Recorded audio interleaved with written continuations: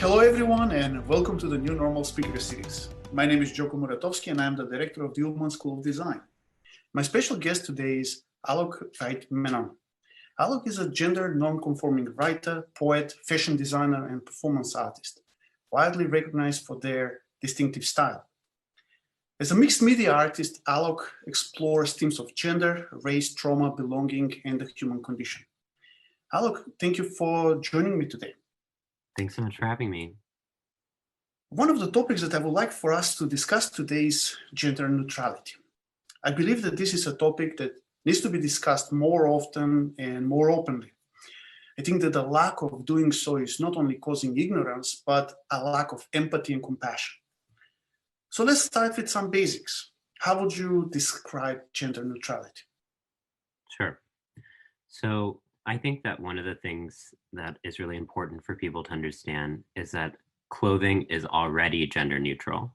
So it's not just that gender neutrality appears when there's a non-binary designer or that it appears when a collection is marketed as gender neutral, because clothing is actually inanimate objects.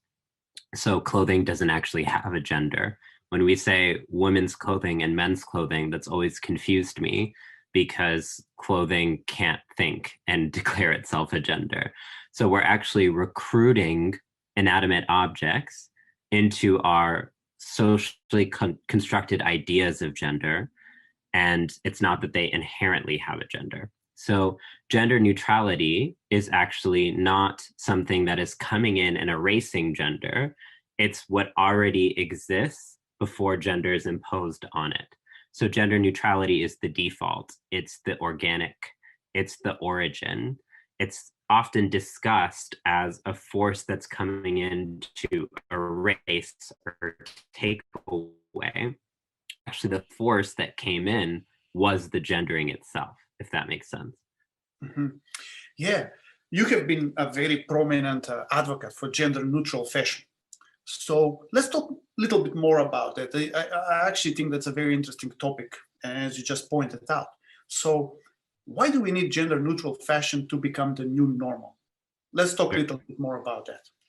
So it's so great that we're having this interview today because Vogue just released their December issue, which is the first time ever having a cis male as the cover, Harry Styles. And in all of the portraits, he's actually wearing gowns from Gucci, gowns from Harry Lambert, a stylist that he works with. And when I was sort of reading the article this morning, I was like, wow, this is such a huge moment in contemporary culture. Never did I think in my lifetime that we'd be able to have someone who identifies as a man wearing a gown in American Vogue. But I think it's really important to understand how we got to this moment. So one of the things that people often don't know is that in the Western world, in New York City in particular, where I live, it used to be illegal to, quote, cross-dress from about 1870s until 1970s, so an entire century, because there were a series of laws called the masquerade laws. And the masquerade laws essentially required people to wear at least 3 articles of clothing consistent with their assigned sex, otherwise be thrown into prison. So in the early 1900s, women would be arrested for wearing suits and men would be arrested for wearing dresses. And it was only because of the tireless activism of trans communities who were continually being arrested and thrown into prison that those kinds of laws were repealed in the 1970s after the Stonewall riot. So one of the reasons that it's really important to degender fashion or have gender neutral fashion for me is first and foremost as an anti-violence mechanism, because we exist in a world where if people see someone like me, who they perceive as a man, wearing articles of clothing that they perceive to be women's clothing, they see that as incongruity and therefore they respond with violence. Whereas if we say that anyone can wear a skirt, anyone can wear makeup, there isn't that same sense of dissonance. So therefore the violence is decreased. So a lot of my advocacy in this space is actually because I'm trying to end gender-based violence. And that doesn't just look like physical violence, that also looks like when, say, cis men want to wear pink and people will be like, that's not masculine, you shouldn't do that. Or when women don't want to have to wear makeup and people are like, that's not appropriate, you shouldn't have to do that. These ideas of gendering beauty and gendering clothing actually end up harming everyone. Then I think the second reason it's really important is because fashion, for me, should be about creative expression, not about categorization.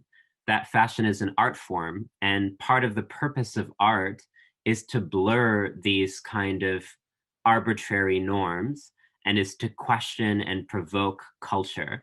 And so I actually say that gendering fashion is holding fashion design back because people are more invested in reproducing stereotypes than reproducing beauty. And when I think about my favorite designers, people like Alexander McQueen, what they were doing was actually trying to evolve fashion and to reimagine what a silhouette was, or reimagine what a shoe was. How can we say, wow, we're so creative, but we're still dividing people into one of two categories? That's an inconsistency with me. Creativity reveals all categories to be artificial and unambitious. And then I think that the third point is that this is not even historically new. So one of the things that I really do in my work is I trace the history of gender and fashion. And what I've sort of determined is that a lot of what we now call feminine, so things like wigs, makeup, heels, leggings, plumed lace, was actually worn by men for hundreds of years in Europe. And that actually, when we're saying gender neutrality, we're just hearkening back to what already was. It's not a new thing. It's actually about returning to an old thing. And the reason that lace and heels became associated with femininity is after the Enlightenment and the sort of Industrial Revolution, you see this introduction of separate spheres for men and women. So men are supposed to be productive workers, women are supposed to stay at home and take care of domesticity. And part of the way that fashion design shifted in that moment was that women were tasked with wearing clothing that could not be worked in, like corsets or gowns. They were seen as just accessories and ornamentalized objects, whereas men were allowed to wear more functional clothing. And as I really take a lot of inspiration from an art historian named Anne Hollander, what Anne Hollander writes is that the suit for men actually became a way of emphasizing that men had legs and that they could walk and work, whereas the gown and the skirt was created to create the sense of mystery and allure around womanhood, that they could just belong to where men imagined that they should be.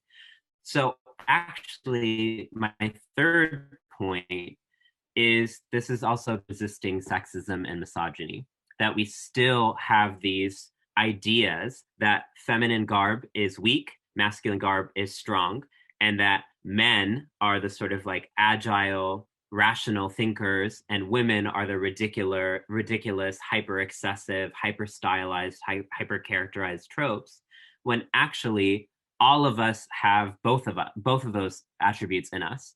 We should be able to say, okay, I'm dressing for function and I'm dressing for beauty in the same day with different events, you know? And so I think that so much of the consternation right now about degendering fashion is misplaced because they will accuse us of advancing a sort of novel, new thing, but it's actually very quite old. It's, you're absolutely correct in terms of the way how you pointed out, historically speaking, that fashion, especially in the French court and for the French upper class, was completely different to what we perceive today. And it was really, there was no that type of blend between femininity and masculinity, neither in behavior, neither in clothing. So that is very interesting to see how the social norms and the social construct of fashion changes in terms of genders over time. So that is actually, it's a very interesting point.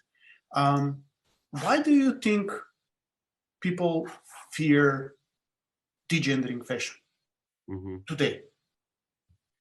Yeah, you know, I spent a lot of time thinking about this because it really makes no sense from a functional perspective. Like, if it's 100 degrees outside in the summer, every man would benefit from wearing a skirt instead of a suit. It's just more functional. Um, In some cultures, they especially, do wear saris and so right, on. exactly. You know, and where I'm from in India, in South India, in particular, we have a silhouette called the lungi or the dhoti, which is a sort of wraparound. And that's what we do there because it's so hot outside. So it actually would improve everyone's life to be able to have a wider variety of things that they could wear depending on circumstances. And so it's not a rational resistance. It's a emotional, psychological, traumatic resistance. I think what it really is the irony is that people like me who are visibly different are accused of wearing a costume. But truthfully, the costume in society is the uniform that society gives to people so that they don't stand out. And I think that we've been disciplined, especially in the Western world, into this idea that you should be part of a mass that's conforming, and standing out actually means that you're putting yourself in harm's way or that you think that you're better than other people. All these connotations are added to individuality. And it's ironic to me that in the United States, there's this rhetoric of freedom when in fact there's compulsory conformity. That freedom is just that, a rhetoric, not a daily practice.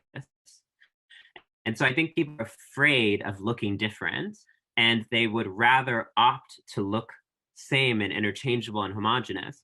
I experience this a lot in the winter because in the winter, everyone starts wearing gray and black. And I'm so confused. So I find like fuchsia coats, neon like heels, and I'm still warm. And people like stare at me and there's a fear of color. And so I've been trying to understand why there's a fear of color within Western aesthetic sensibilities. There's a really amazing book called Chromophobia, which is about the fear of color. And it actually traces how so much of the colonial encounter was about dismissing non-Western nations and indigenous peoples as brightly colored, as not matching, as vibrantly patterned, as ornamentalized is the word that they would use.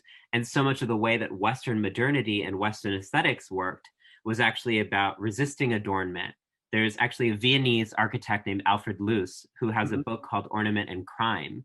And in the book, he basically makes the argument that Europe and Western civilization has evolved from ornamentality and accessory, and now is moving to streamlined aesthetics. So what we actually see is a multi-century long project of streamlining fashion into the uniform. And I think we can only understand that in like a post-Fordist capitalist mentality of mass production. Part of the way that mass fashion production works, we're talking about brands like Gap or H&M, is that they are trying to basically create a trope that can be reproduced over and over and over and over again. And that's why I think that there's a distinction for me between style and fashion. Fashion is what is marketed to us and already has sort of templates of this is what it means to be a professional man. This is what it means to be a secretary. Whereas style is about the reclamation of fashion for your own individual sartorial and aesthetic choices. So what I actually am committed to is an anti-fashion. And what anti-fashion for me is actually about saying things, when we say such and such is in fashion, I don't believe that because that's what advertising, that's what media is trying to push. What's in fashion is what you feel like is in fashion. And so I think the larger spiritual crisis is people don't know how to express themselves. We live in a template culture that requires people to fit into certain categories and boxes, and they only know who they are in relation to those predetermined categories and boxes. And when you actually ask people, what do you feel? They don't know how to describe that because they've been dispossessed of that kind of creative vocabulary. And so I think fashion for me is part of a larger kind of crisis of creativity within the Western sort of world, where people now think it's only the artists, the professionalized artists who do the work of creativity. But I push back and say all of us can be creative, and style is a really powerful way to bring art everywhere that we go. Because in the Western world, art is often sequestered into the gallery, into the museum, onto the billboard. But the reason I love style and clothing is it brings those aesthetic questions everywhere that you go, when you're lecturing in class, when you're walking outside in the street. And therefore, people are reminded constantly, wow, there's beauty in this world, there's creativity in this world, there's experimentation in this world. And I think that those values, that things are in flux, challenges an entire epistemology that requires the myth that things are static. I think that so much of the way that Western control of the population works is by saying things are unchangeable. This is how it's always been. But I think what we can know as fashion theorists and historians is like, actually, fashion is in constant flux. What's in 1 minute changes the next minute.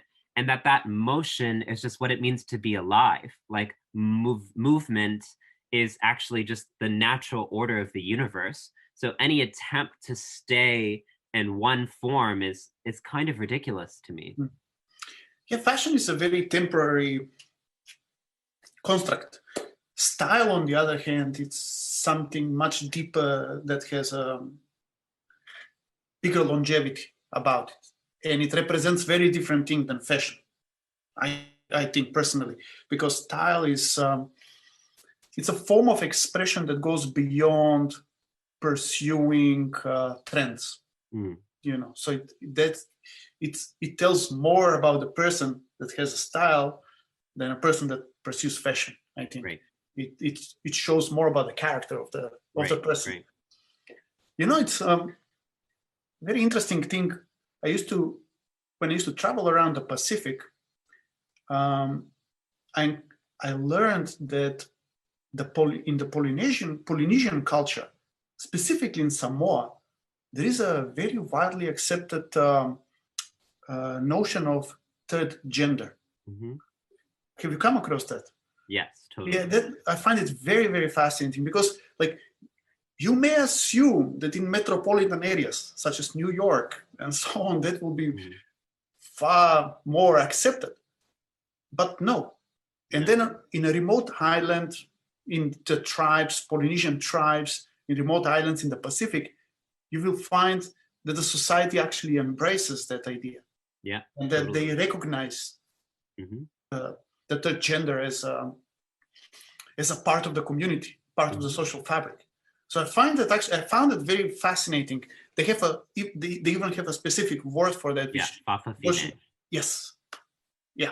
I could not quite pronounce it correctly, but thank you for, yeah. Yeah, and even in places like Fiji, the male dress is actually a skirt.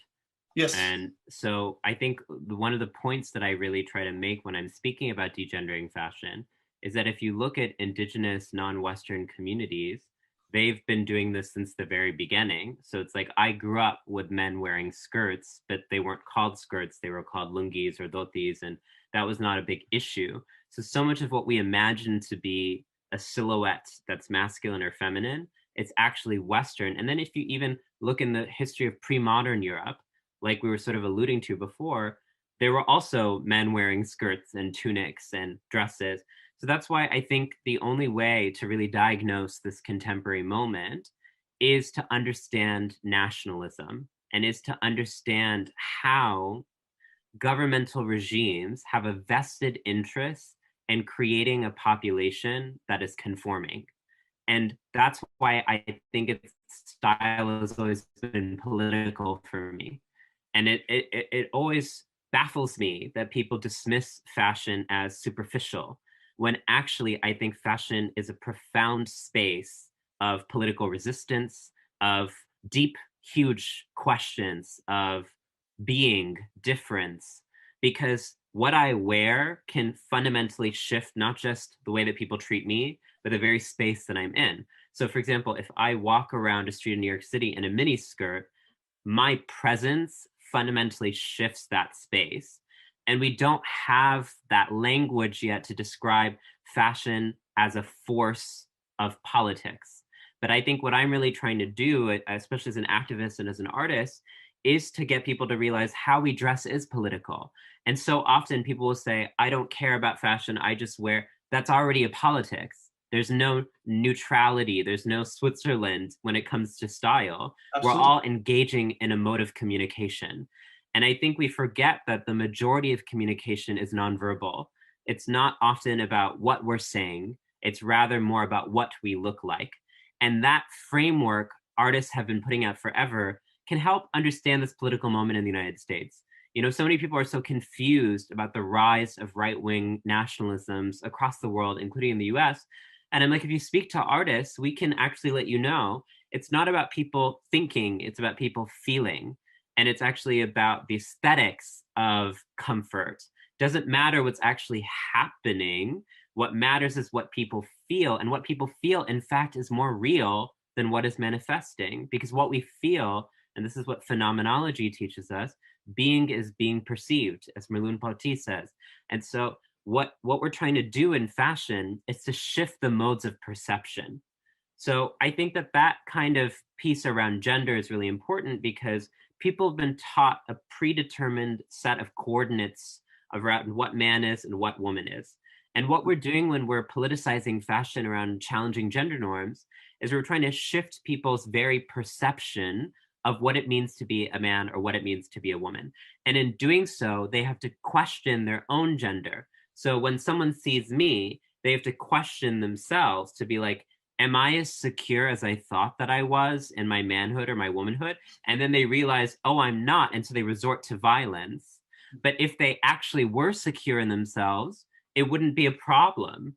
But I just think about, a couple of years ago, Jaden Smith, Will and Jada Pinkett Smith's son, wore a skirt and a Louis Vuitton campaign.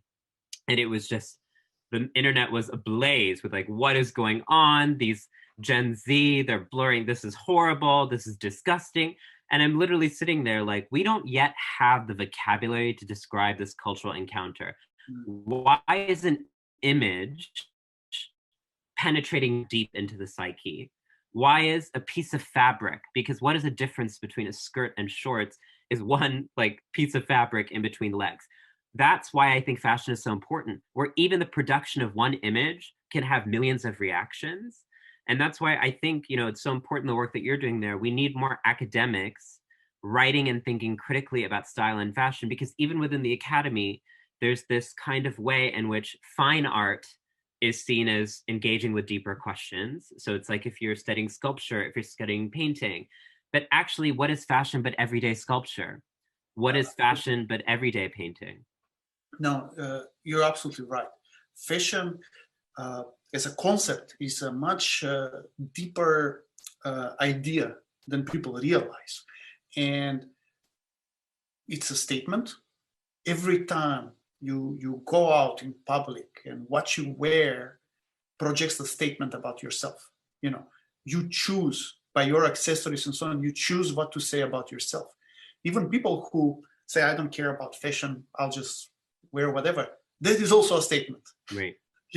So they're also making a very conscious statement to project something about themselves by what they are wearing. So you cannot be neutral. Right. In fashion. And this is what makes it very interesting. And this is what makes your activism very thought-provoking in many ways, and avant-garde as well. So again, also what we discussed, generally, both gender and sex are cultural constructs, essentially. However, the mainstream society often views gender and sex only in biological terms. So what are the negative effects of this for transgender and gender non-conforming people? Yeah, I just really always bring up one book that changed my entire life in thinking about gender. It's called The Invention of Women by Oyewumi. And she's a Nigerian feminist who basically traces how a Western discourse of gender was imposed on indigenous Yoruba people in what is now Nigeria as part of British colonization. And one of the things that she points out is that in the West, there's this idea that your physical body correlates with your social identity. But that's a culturally contingent phenomenon within the Western world. She calls it a biocultural logic, where your visual cues signify who you are as a person. And what she instead says within traditional Yoruba frameworks, it wasn't gender as the division of society, it was age. And that actually elders had the power, which means that there were elder women and matrilineal and matriarchal traditions that are often erased. And so I take that provocation to actually remind people that in the West, there's this fiction that the body and biology are fixed and that gender and culture and fashion are the things that are changing. But there's always this there's this canvas, which is the body. So the West actually imagines the body as outside of culture, outside of mutability. But that is ridiculous because our bodies are constantly changing. Our bones are regenerating, our skin is shedding, our hair is changing, we excrete mucus, urine, we constantly are in flux. So what happens within the Western episteme is that they use this term nature and they hold it hostage to mean stuck or stagnant. But what I say is go outside and look at the sun, it's moving. Go outside and look at the water, it's moving. Go outside and look at the wind, nature is in flux. So what happens is because in the West, there's this preconceived idea that the body is fixed. What happens is when trans and gender nonconforming people reveal that body to not be as fixed as people perceive it to be, we experience violence because then rather than shift that paradigm and say, hey, maybe biology and nature can shift, they want to hold on to that arcane idea. So it's easier to eliminate us than it is to challenge the paradigm. So what the violence against trans and gender nonconforming people, and I can't underestimate this violence. In 2020, there have been 350 reported murders of trans and gender nonconforming people all across the world. That means that on average, every 32 hours, a trans person is murdered in the world. And that's a conservative estimate because oftentimes when we're attacked and killed, we're misgendered by the media, so we don't actually have accurate data. But what I can say is that in 2020, right now, we're in the most deadly year ever in recorded history in the US of over 35 murders of trans and gender nonconforming people.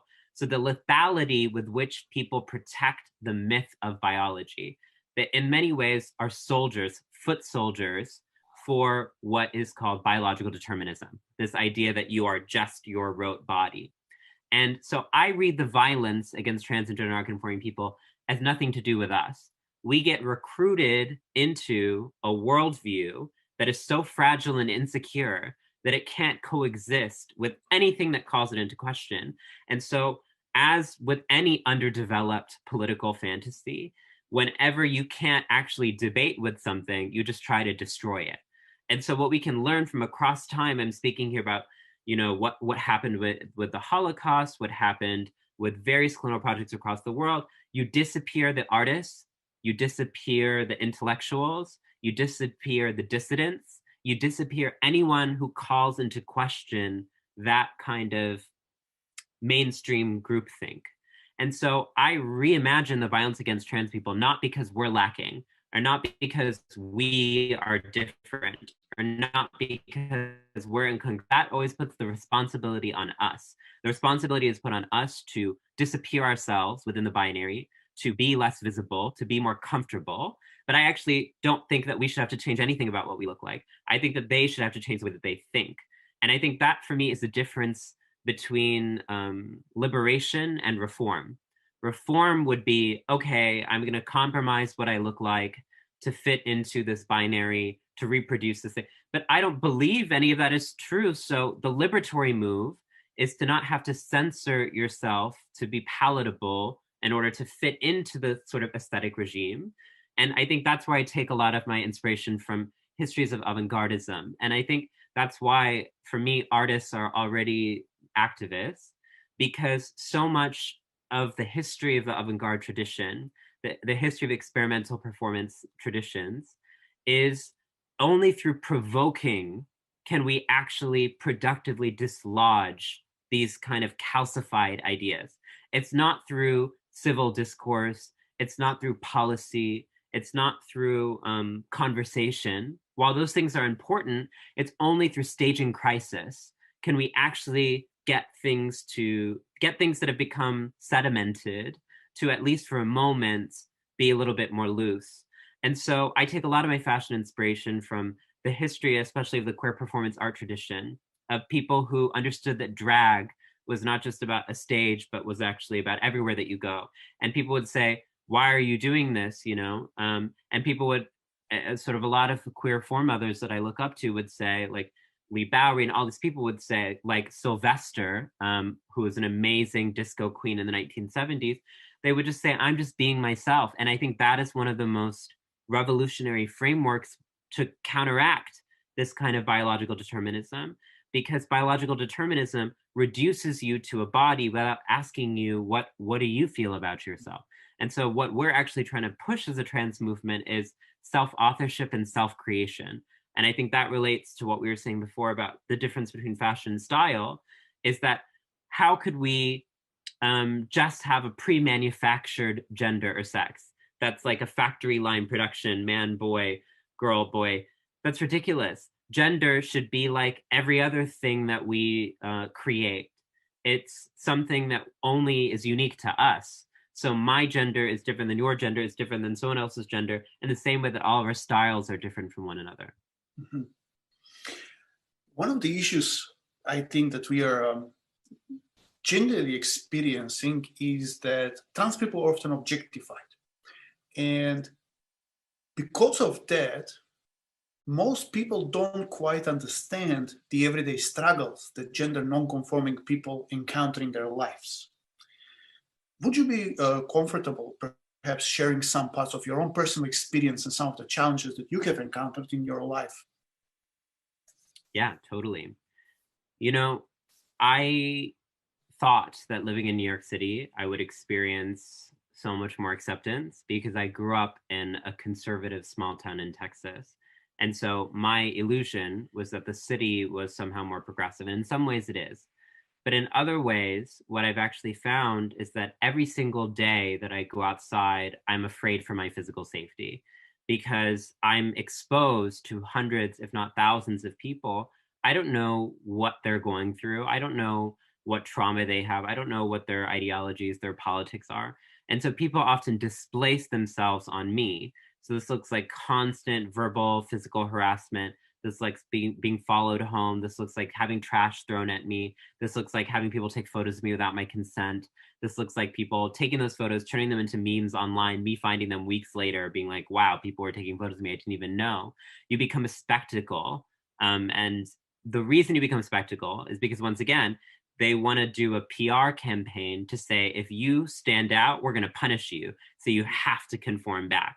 Because I know that I'm often only hearing the people who are having visible reactions, but I'm willing to bet that there are thousands of people who internally are thinking, that's possible? Could I do that?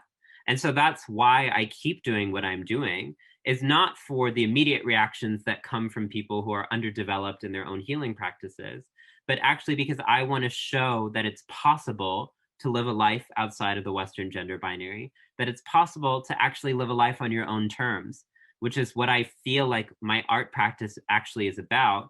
If I had to synthesize what my project as an artist was, it would be really living on my own terms. And that living is the art, not the poetry, the fashion. Those are all extensions, but it's actually the life work, the kind of energy that I'm producing in a given moment. Then I think the next thing that's really important to understand about the trans community as it relates to fashion, and maybe this brings up the Harry Styles cover again this morning, is people are more comfortable with visible displays of gender nonconformity if it's under the sort of umbrella of art. So it's okay if it's like in an art gallery, or if it's in a magazine, or if it's on a billboard. But then the minute it's next to you in public, that becomes a problem. And so what ends up happening now is this moment where we have masculine cis people like Harry Styles who are wearing women's clothing, and that's amazing, but they will get congratulated for it because they're just doing it for an editorial shoot. Whereas someone like me, who's doing it every single day outside in public with no film crew, I don't experience that sense of accolade or celebration.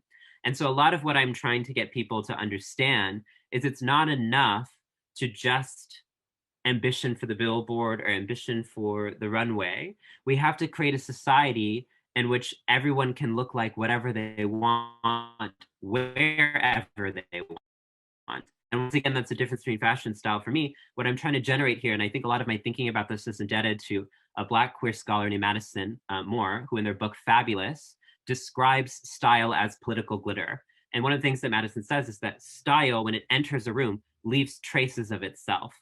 And that idea of style as a political modality is so central to what I'm doing. Is even if I'm not immediately shifting people's minds, I know that they're never going to be able to think the same way. Mm-hmm. May I share an observation with you? I'm curious to hear what your thoughts on this are. I think that the lack of broader conversation on these topics contributes towards misgendering and contributes towards violence and so on. The concept of gender binary is very strongly ingrained in the mass subconscious. And I noticed that even cisgender people who want to look beyond this, they often don't know how to do that. In some cases, people avoid engaging with transgender individuals out of fear of offending them by accident, simply because they don't know what the social expectations of the transgender and gender non-conforming community are. I'm sure that you have come across this as well, and I was just wondering, what is your take on this? Yes, Not everyone is hostile. Right. Not everyone wants to be hostile. Right. I totally agree. I think that there's actually a majority of people that are open and receptive. They just don't know how to express that. Mm-hmm. That's why I wrote my book, Beyond the Gender Binary. It's kind of in the light, blinded out. Yeah. But what I tried to do in this book is I give all of the arguments that are used against trans and gender non-conforming people and how to respond. And what I wanted to basically do is improve gender literacy, because I think that right now, most of these gender topics are relegated to the academy and to high theory. And so only people who are trained academics who learn about things like post-structuralism can access a critique like we were discussing of biology as a cultural phenomenon. And so I wanted to find a way to translate that to the masses. So I wrote this book at a 12-year-old reading level, where I could explain to people like, hey, here's some metaphors to help understand this. So one of the metaphors that I employ is color theory. So I say, blue and red are not opposite colors, and there's as many colors as we can imagine. Same thing with gender, and when you provide those kind of easy parallels, then I think it clicks a lot more for people. And then also, I genuinely feel like it's okay to be wrong if it's coming from a commitment to being better. So I think, a lot of people are like, I'm afraid of being offensive, but the way that we learn is by messing up and learning. And so it actually holds us both back whenever we're not willing to be wrong. And so I think that what I ask of people is a practice of vulnerability, to move with your best intentions, but then to know that you might say things that are insensitive, but to know that that's just part of your growth and that's part of the growth. And I think most trans people actually are okay with that.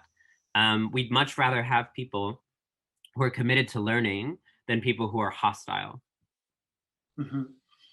Yeah, I appreciate you sharing your thoughts on this, because I'm pretty sure most people, would like to engage in a positive way, but nowadays there is often this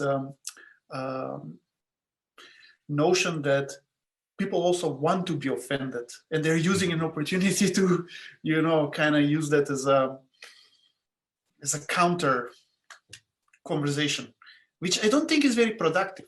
I think what you're saying is really more productive. It doesn't need to be a confrontational way for a message to be put out there. In fact, quite the opposite, because I think most of the time when a confrontation happens, just the two groups are being distanced further away from each other rather than trying to bridge, the differences. So thank you so much for sharing this context, and actually I will look up the book as well. I'm curious to learn more on that topic as well. As my final question, what is your advice to any trans or gender non-conforming young people who are struggling to embrace their own identity? What would you say to them? We have some of our students as well here, who are in that category. So what would be your advice for them? My advice is I can't give you a magic potion to make it easier. All I can do is say that you have to jump into the discomfort and figure it out as you go. is like, I think that we keep on waiting for like a road paved with rainbows, and it's just not going to happen unless we build it. And so I can say that, you know, I was in a similar place where I was terrified, I was scared of expressing myself. And certainly there was pushback, but also there was so much joy on the other side. And I don't think that we speak enough about that joy, the joy of being able to look in the mirror every day and say, I chose this form, I'm happy in this form. And then I think the second thing I would say is really learning trans history makes things feel so much more possible, because it was only through learning trans history that I learned that there have always been people like me, because I didn't know that in school. I didn't read about that anywhere else. And so when I found out that, you know, we're responsible for some of the biggest cultural sort of achievements, there's a really, I'll offer two books as citation. One is Work, A Queer History of Modeling, Elspeth.